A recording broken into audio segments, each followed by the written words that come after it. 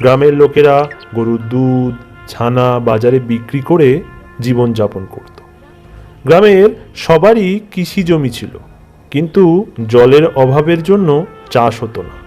কারণ একটি নদী ছিল, কিন্তু তা গ্রাম থেকে অনেকটা দূরে ছিল, আর যেটুকু চাষ হতো তা বৃষ্টির জলেই চাষ হতো। এইভাবে ওই গ্রামের মানুষদের দিনগুলো বেশ ভালোই কাটছিল। কিন্তু হঠাৎ করে ওই গ্রামে এক খারাপ সময় শুরু হয়। দেখা যায় ওই গ্রামের এক গাছে এক টুপিওয়ালা ভূতের আবির্ভাব হলো। অনেক দিন ধরে একটা গ্রাম খুঁজছিলাম। যাক, এই গ্রামে প্রচুর গরু আছে। প্রতিদিন একটা দুটো করে গরু চুরি করে খাবো, তাহলে আমার খিদেও মিটবে আর আমাকে অন্য কোথাও যেতেও হবে না।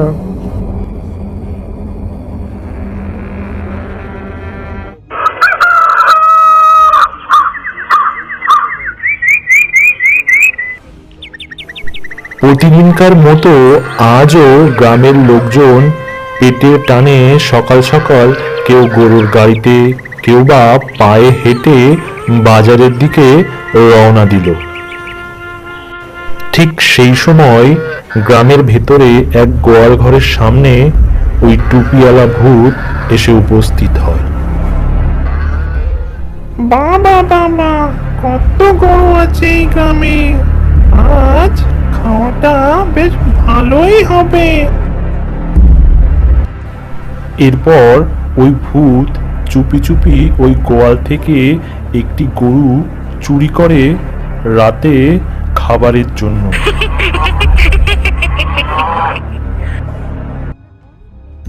কিছুক্ষণ পর ওই গোয়ালের মালিক এসে উপস্থিত হয় এবং তার গোয়ালের 4টি গরুর মধ্যে একটি গরু দেখতে না পেয়ে জোরে জোরে চিৎকার করতে থাকে।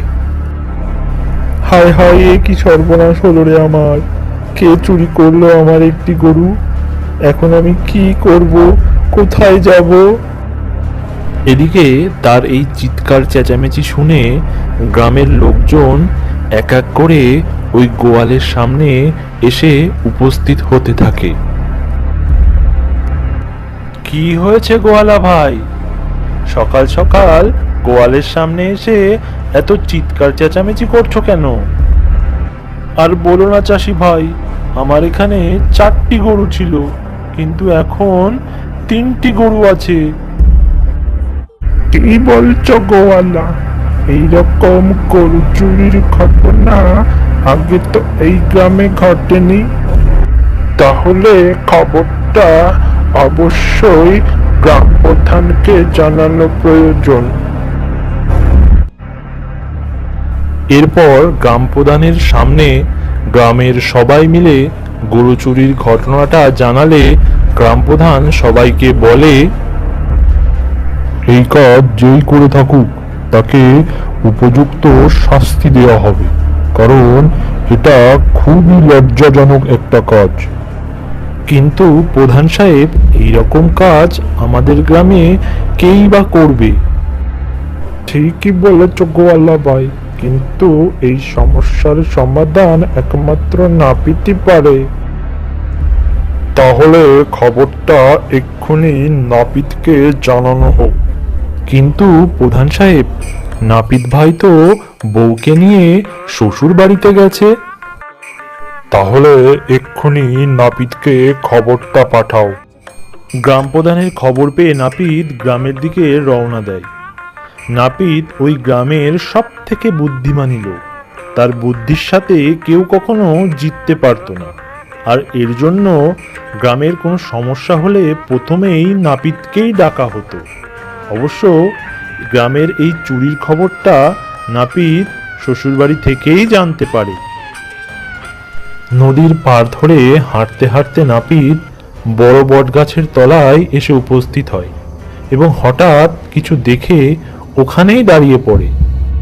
সে দেখতে পায় ওই গাছের তলায় মৃত পশুর হাড়গোড় পড়ে আছে আর তার ঠিক ওপরের ডালে এক টুপিওয়ালা ভূত নাক টেনে দিব্যি মনের সুখে ঘুমোচ্ছে। এই দেখে নাপিত মনে মনে চিন্তা করে, ও তাহলে কোনো চোর নয়, ওই টুপিওয়ালা ভূতই গ্রামের গরু চুরি করে খাচ্ছে। আমি নাপিত, আমার চোখ ফাঁকি দেওয়া অত সোজা নয়, দেখাচ্ছি মজা।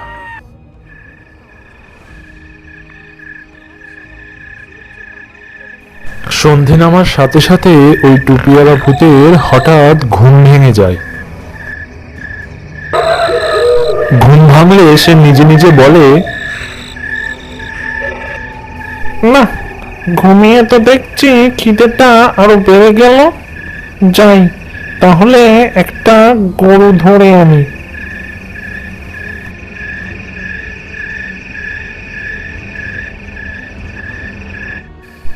রাতে এক গ্রামবাসী কাজ শেষ করে গ্রামের রাস্তা ধরে বাড়ি ফিরছিল। ঠিক সেই সময় সে দেখতে পেল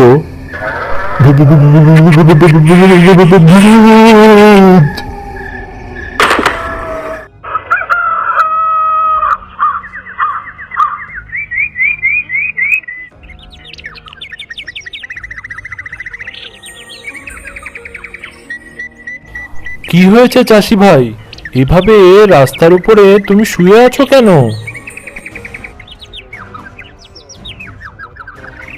রাতে বাজার থেকে ফেরার সময় দেখলাম এক টুপিওয়ালা ভূত ওই দিক থেকে গরু ধরে ওই বড় বট গাছের দিকে চলে গেল, আর তাই দেখে আমি অজ্ঞান হয়ে পড়ি।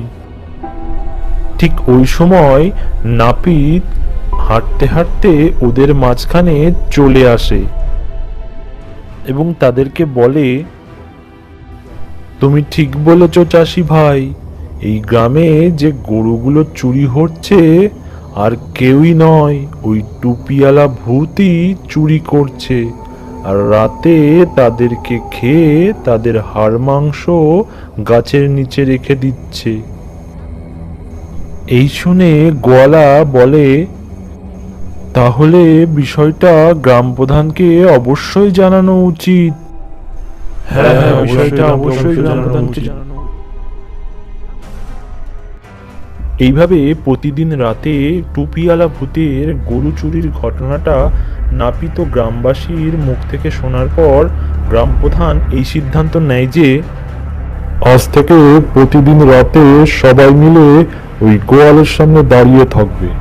যখনই ওই টুপিওয়ালা ভূত গরু চুরি করতে আসবে তখনই সবাই লাঠি দিয়ে তাকে মেরে তাড়িয়ে দেওয়া হবে। কিন্তু প্রধান সাহেব, এইভাবে কখনো কোনো ভূতকে তাড়ানো যায় না। তাহলে এই ভূতকে তাড়ানোর উপায়? সেটা না হয় আমার উপরেই ছেড়ে দিন। এই ভূতকে কিভাবে শায়েস্তা করতে হয় এই নাপিতের ভালো করেই জানা আছে। এরপর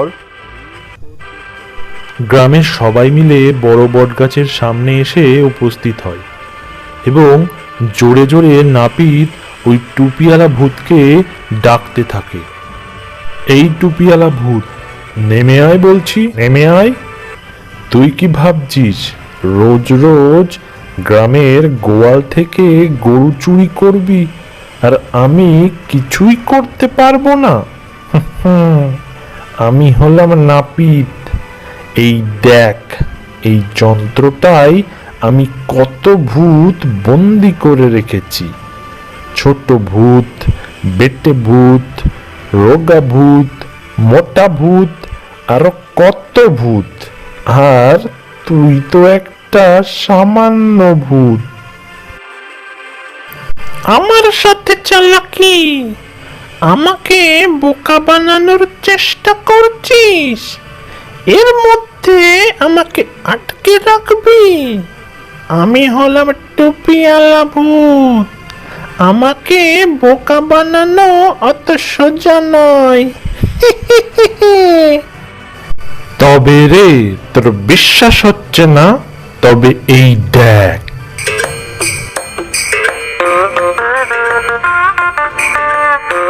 ওরে বাবা গো, এ তো দেখছি আমি।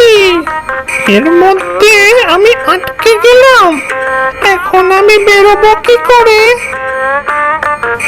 কি বিশ্বাস হলো তো আমার কথা? এখন থেকে অন্য ভূতেদের সাথে তুইও এই যন্ত্রে আবদ্ধ থাকবি। আমাকে ক্ষমা করে দাও নাপিত ভাই, আমার ভুল হয়ে গেছে। আমি আর গ্রাম থেকে গরু চুরি করে খাবো না। আজ থেকে তুমি যা বলবে আমি তাই শুনবো। শুধু এই যন্ত্রটা থেকে আমাকে মুক্তি দাও।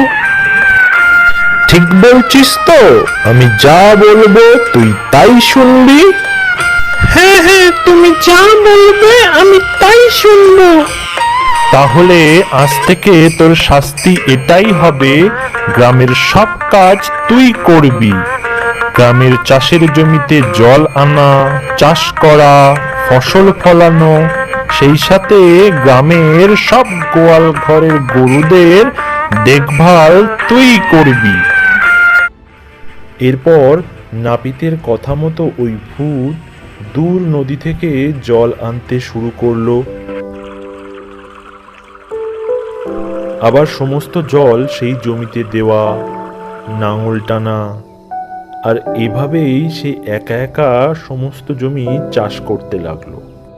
আর দেখতে দেখতেই সমস্ত জমিতে নানা রকম ফসল ফলতে শুরু করলো। আর সেই ফসল ওই ভূত গ্রামবাসীকে দিত, আর এই ফসল বেচে গ্রামবাসীরা নিজেদের জীবন চালাতো। এভাবেই নাপিতের চালাকির জন্য ওই গ্রামবাসী ওই টুপিওয়ালা ভূতের হাত থেকে রক্ষা পেল।